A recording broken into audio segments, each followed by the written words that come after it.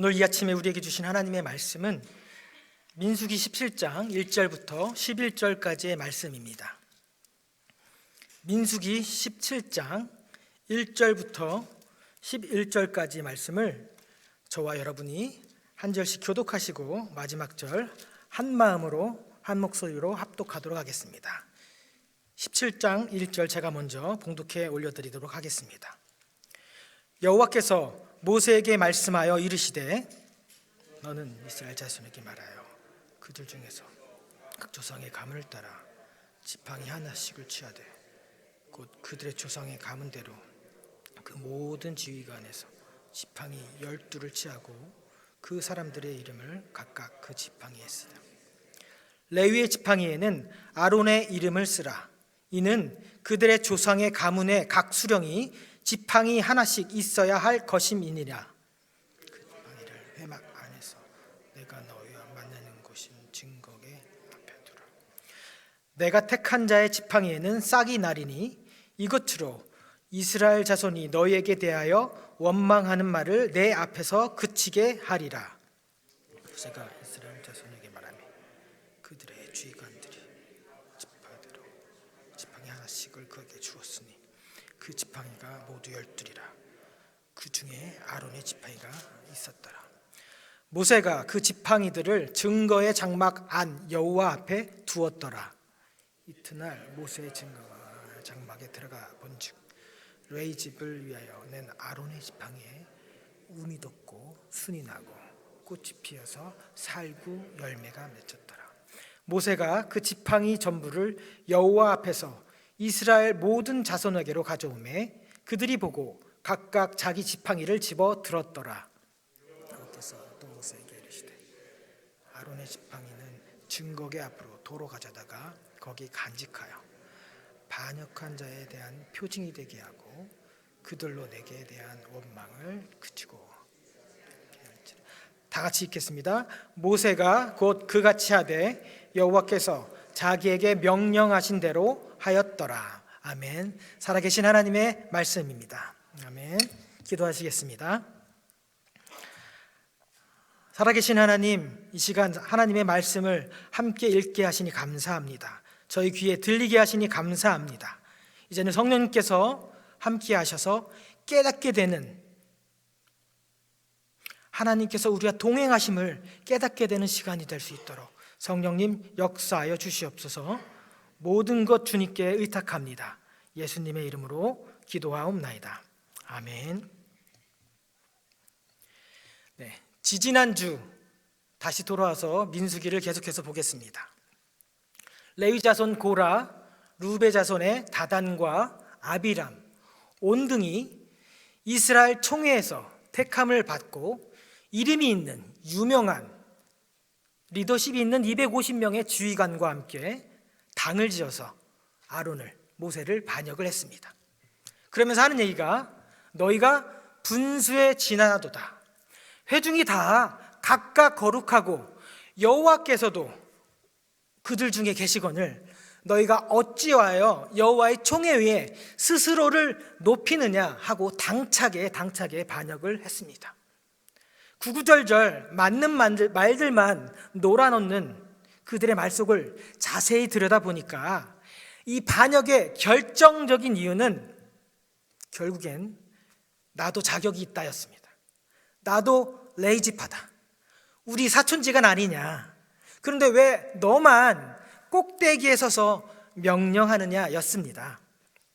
그들은 250명의 리더들과 그리고 그 뒤를 바치고 있는 이스라엘의 백성을 등에 업고 하나님께서 친히 주권적으로 선택하신 모세와 아론을 숫자로, 힘으로, 그리고 사람들의 의지 단결로 이겨보려고 했습니다.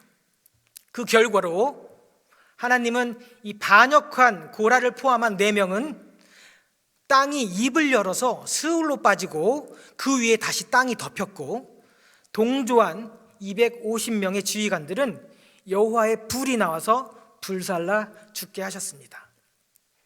여기서 멈추지 않고 그 다음 날 아직도 정신 차리지 못한 이스라엘 회중이 모세와 아론을 원망하면서 너희가 여호와의 백성을 죽였도다 하면서 또다시 반역을 하려고 할 때, 그때도 역시 우리 하나님 늘 나오는 거죠. 구름이 회막을 덮고 여호와의 영광이 나타나서 반역했던 이스라엘 백성 14,700명이 연병으로 죽어버립니다. 이것도 사실은 상황 파악을 제대로 한 모세가 이 골든타임, 생존 타이밍을 정확하게 딱 지켜가면서 응급조치로 아론에게 향을 피워서 백성들을 위하여 속죄하라고 명령했고, 그대로 순종한 아론 때문에 14,700명에서 그쳤지, 만약에 우물쭈물 하고 뭐지라고 했다간 더 많은 이스라엘 백성이 연병으로 죽었을지도 모르는 일이었습니다. 역시 모세는 하나님께서 세우신 지도자였다는 것이 증명되는 일이었습니다. 자, 그래서 오늘 17장으로 넘어왔는데, 오늘 또 여호와께서 모세에게 말씀하시길 이스라엘 자손에게 말하여 각각 각 조상의 가문을 따라 지팡이를 하나씩 취하되 곧 그들의 조상의 가문대로 각각의 지휘관에게 지팡이 12개를 취하고 그 지팡이마다 이름을 쓰되, 특별히 레위지파의 지팡이에는 누구 이름을 쓰냐면 아론이라고 쓰라고 명하셨습니다. 더 이상 레위지파에서 촌수나 이 계보로 반역하는 일이 없도록 레위지파 지팡이에는 아론이라고 쓰라는 겁니다. 하나님께서 친히 교통 질서를 정해주시는 겁니다. 더 이상 왈가불가하지 마라. 내가 정했다. 내가 아론을 택했다. 쐐기를 하나님께서 박는 겁니다. 사실 출애굽 기간을 돌아보면 모세가 시내산에서 40일 밤낮을 여호와 하나님으로부터 직접 율법과 계명을 받는 동안 하나님께서는 친히 아론을 제사장으로 임명하고 아론에게 기름을 부으라고 말씀하셨습니다. 그때는 시내산에서 모세에게만 말씀하셨죠. 이스라엘 백성이 보기에는 모세가 자기 형 아론에게만 제사장을 시키면서 자기들끼리만 누리고 총회 위에서 스스로 높인다라고 불평을 했고, 팔이 안으로 굽는 거지, 피가 물보다 진하지 라고 하면서 계속해서 불평하고 반역을 일삼자, 이번에는 그들의 원망을 그치게 하기 위해서 한 번 더 확실하게 레위지파 지팡이에는 아론이라고 쓰라라고 하나님께서 친히 명령하신 것이었습니다. 그리고 그 12개의 지팡이를 회막 안에 증거궤, 법궤 앞에 두라. 내가 택한 자의 지팡이에는 싹신하리니 이것으로 이스라엘 자손이 너에게 대하여 원망하는 말을 내 앞에서 스탑, 그치게 하라 라는 거죠. 지팡이는 다 아는 바와 같이 바짝 마른 나무로 만들어야 됩니다. 새로 나와 있는 살아있는 나무를 잘라서 지팡이로는 쓸 수는 없을 것입니다. 우리가 아는 것 같이 지팡이는 바짝 마른 나무입니다. 자, 여호와께서 시킨 모든 명령대로 12개의 지팡이를 증거궤 앞에 놓고 이제 내일을 기다리고 있는 모세와 아론과 그리고 각 지파의 리더들, 자, 과연 그들은 어떤 심정으로 기다리고 있었을까요? 잠을 잘 수 있었을까요? 사형 언도를 받은 사형수의 마지막 밤처럼 어쩌면 다른 지파의 사람들은, 리더들은 잠을 못 잘 수도 있었습니다. 지난 날들을 돌아보면, 과거를 돌아보면 여호와의 명령을 따르지 않았을 때, 반역했을 때 항상 어떤 일이 일어났었기 때문이죠. 여호와의 진노하심으로 반드시 누군가는 죽어 나가는 일이 발생했기 때문입니다. 과연 그들은 우리처럼 누우면 10초 안에 코를 골면서 자듯이 평상시처럼 잠을 잘 수가 있었을까요? 모세는 분명히 하나님의 음성을 들었기 때문에 의심의 여지가 없었을 것입니다. 싹시 난다고 했으니 여호와 말씀대로 싹이 나겠지. 그러면서 잠을 잘 수 있었겠지요. 아론은 어떤 생각을 했을까요? 그동안 바로 옆에 있는 모세를 통해서 하신 말씀, 모든 일들 말씀하셨던 그대로 실행하셨다는 걸 아론도 알고 있었기에 아론도 말씀 그대로 믿었을 겁니다. 싹이 나겠지. 우리가 다 알고 있는 말씀, 민수기 23장 19절 말씀 외우시는 분도 있을 건데요. 하나님은 사람이 아니시니 거짓말하지 않으시고 인생이 아니시니 후회가 없으시도다. 어찌 그 말씀하신 바를 행하지 아니하시며 하신 말씀을 실행하지 아니하랴. 민수기 고백입니다. 모세의 고백입니다. 우리 하나님은 우리랑 다르다는 고백입니다.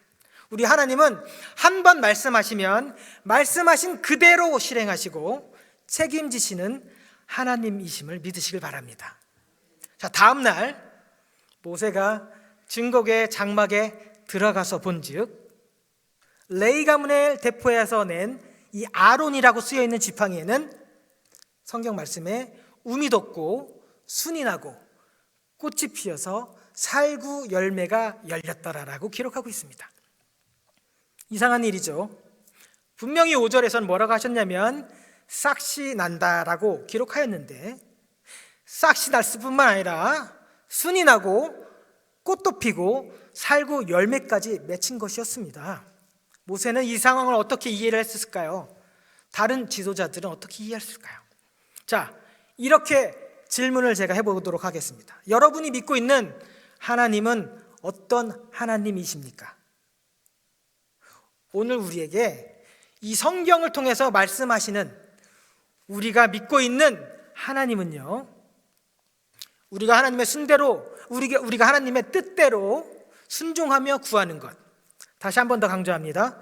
우리의 욕심대로, 우리의 뜻대로가 아니라 하나님의 뜻대로 순종하며 기다리는 것들은 어떤 것을 기대하든지 바라든지 생각하든지 간에 우리의 생각을 뛰어넘는, 우리의 기대를 뛰어넘는 그 이상의 것으로 보여주시고 채워주시는 하나님이심을 믿으시길 바랍니다.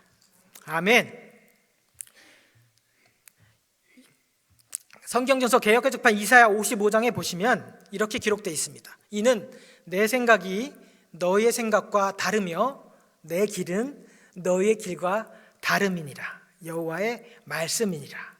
계속해서 보면요, 이는 하늘이 땅보다 높음같이 내 길은 너의 길보다 높으며 내 생각은 너의 생각보다 높음이니라. 아멘. 우리가 바라고 구하고 생각하는 이 모든 것들, 하나님의 뜻, 하나님의 나라를 구했을 때는 하나님이 더 큰 것으로 채워주시고 이루어주신다는 말씀입니다.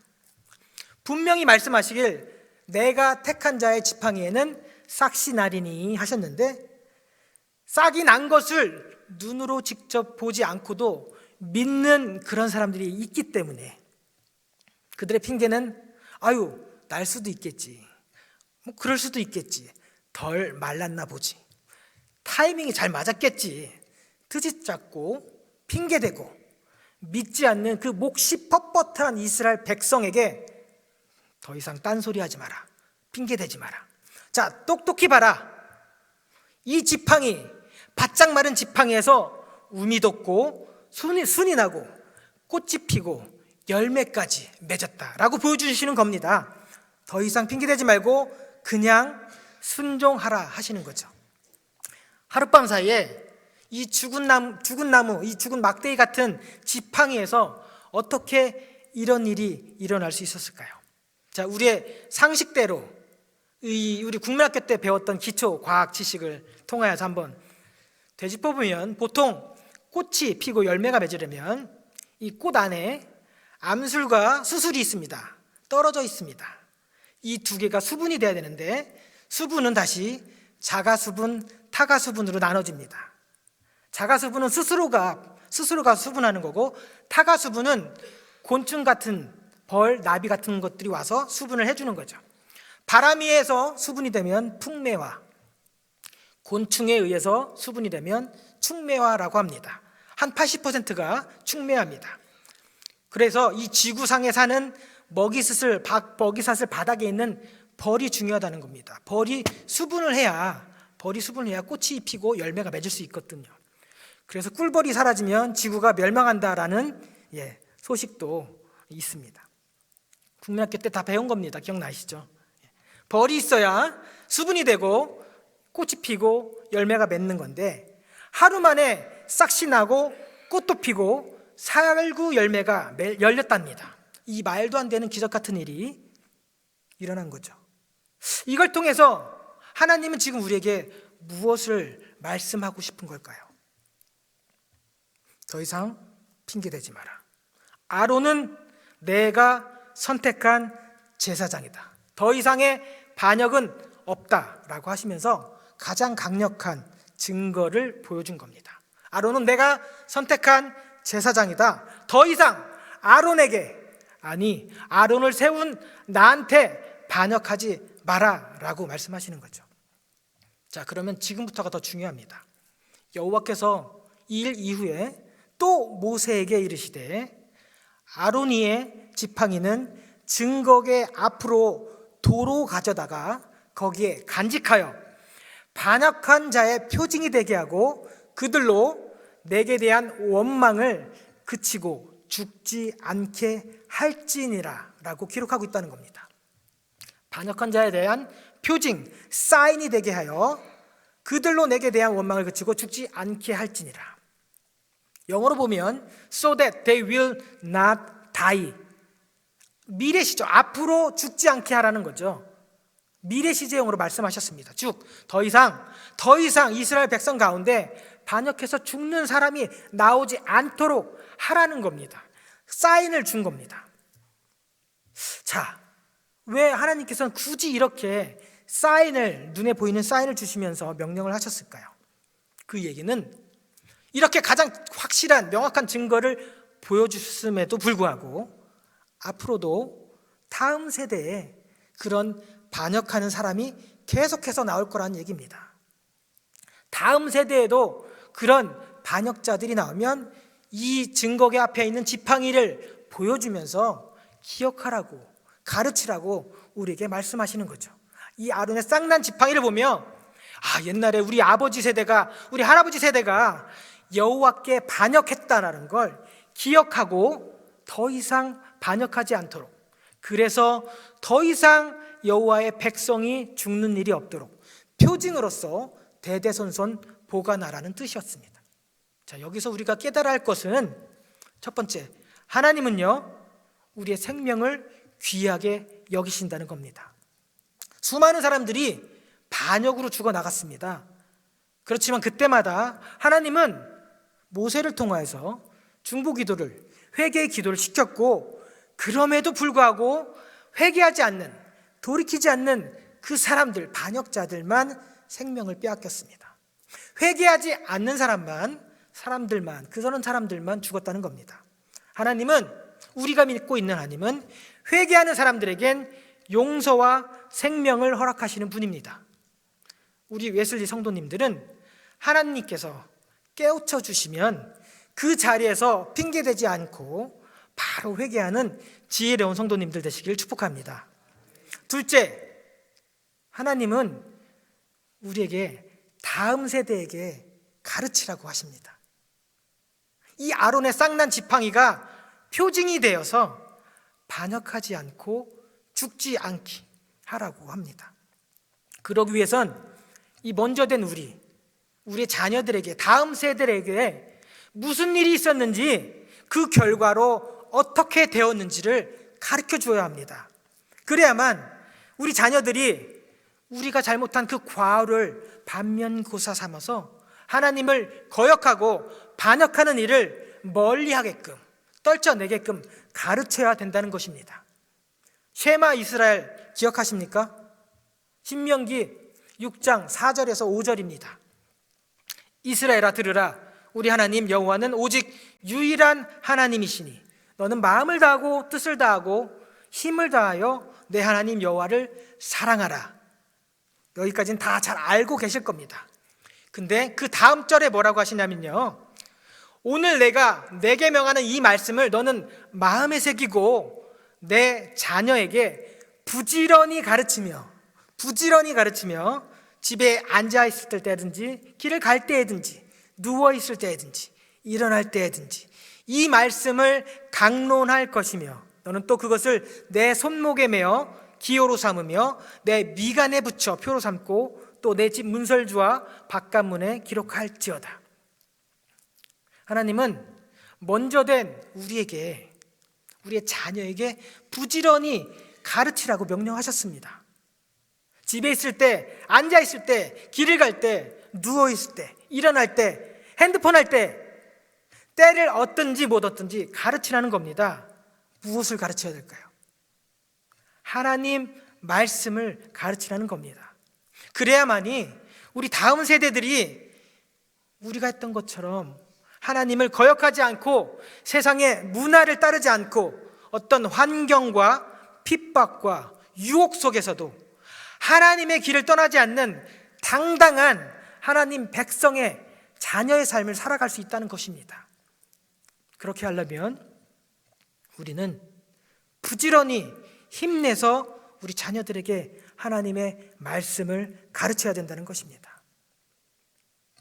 우리 교회가 어떻게 하면 이거를 이룰 수 있을까요? 2023년 마지막 주일입니다.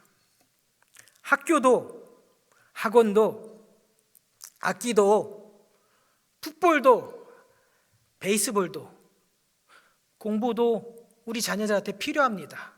중요합니다. 그렇지만 오늘 본문을 통하여서 우리에게 말씀하시는 것은, 우리 자녀에게 진정한 필요한 것은, 부모된 우리가 부지런히 해야 될 것은 다른 게 아니라 하나님의 말씀을 가르치라고, 부지런히 가르치라고, 힘내서 가르치라고 지금 우리에게 말씀하고 계시는 겁니다. 여러분은 이 하나님의 말씀을 가르칠 준비가 됐습니까? 우리 웨슬리 교회는 이 하나님 말씀을 우리 다음 세대에게 가르칠 준비를 하고 있습니까? 아직 준비가 덜 됐다고, 환경이 안 된다고, 가르칠 사람이 없다고, 너무 바쁘다고, 언제까지 핑계대며 이 하나님의 말씀에 불순종하시겠습니까? 그러다가 세상 가운데, 문화 가운데, 유혹 가운데 우리 자녀를 빼앗겨 버리고 후회한들 무슨 소용이 있겠습니까? 다시 한번 신명기 6장 6절부터 9절까지 우리가 한 목소리로 읽어보도록 하겠습니다. 6절입니다. 시작. 오늘 내가 내게 명하는 이 말씀을 너는 마음에 새기고 내 자녀에게 부지런히 가르치며 집에 앉았을 때든지 길을 갈 때든지 누워 있을 때든지 일어날 때든지 이 말씀을 강론할 것이며 너는 또 그것을 내 손목에 매어 기호를 삼으며 너 미간에 붙여 표로 삼고 또 내 집 문설주와 바깥문에 기록할지어다. 아멘.